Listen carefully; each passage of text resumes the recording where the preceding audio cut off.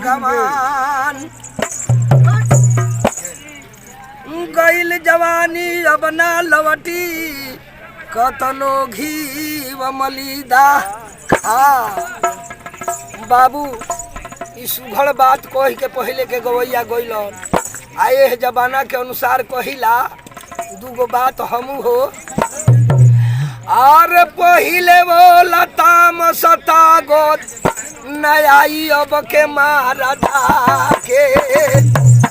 काहे नयाई कि मैं दूधावा डेलिए में दिहली जा पहुँचाई।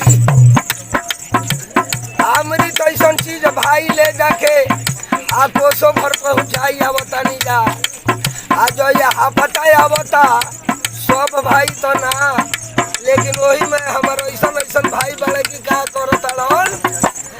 आर जोड़ा रे शीशी उनकर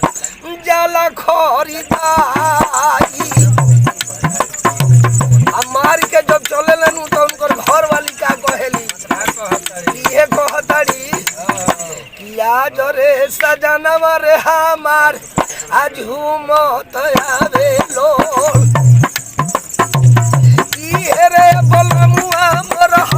वन हो रंग बाजो आटी न कोठी जला रंग बजी ए में लीला कहल जोगना बाए